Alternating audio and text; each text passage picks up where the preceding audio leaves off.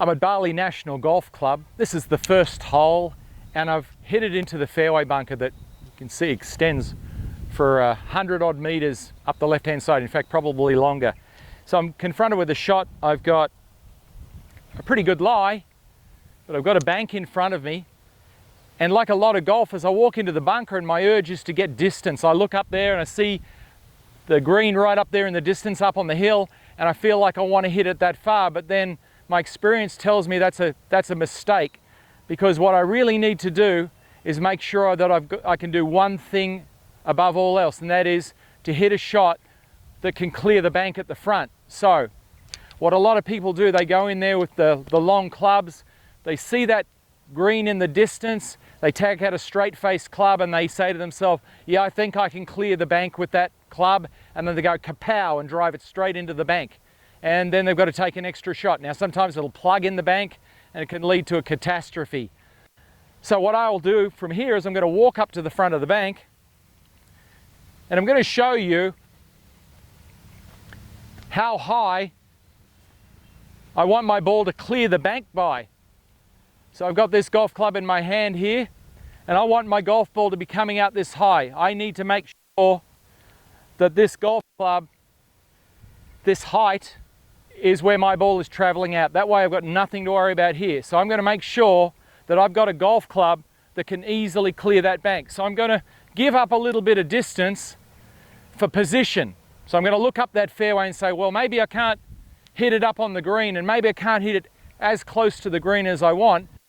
But in this case, the flag is on the right-hand side of the green, and it's guarded by some very deep bunkers.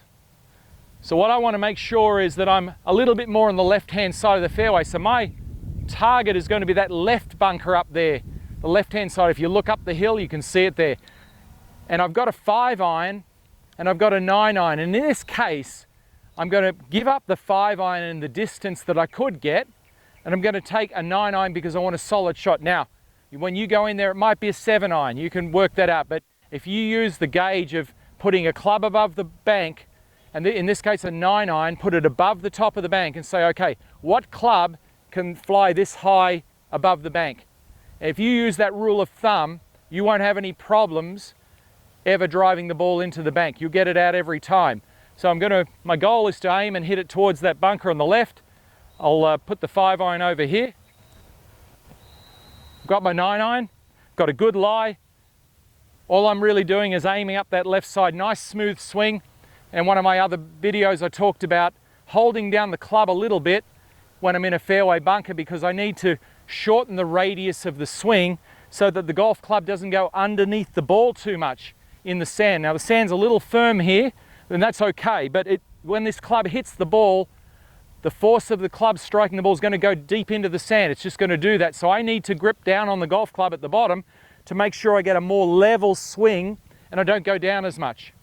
So the first thing I'm going to do is shape up to the ball, dig my feet in. Now I'm lower, so I have to shorten this club, because if I grip it at the normal length and I've dug my feet in 1 or 2 inches into the sand, I'm actually in effect 1 or 2 inches closer to the ball than I need to be. So then I make the adjustment, shortening the club, picking my line and making a nice smooth swing.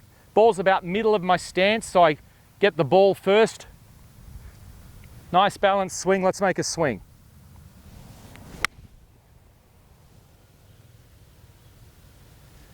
Well, that's worked out really well. I've hit it just a little left of the bunker up there. I've got a nice angle into the pin. I got out easily. I easily cleared the bank in front, which is what I want to do. I also thinned it a little bit, which is actually good out of this situation.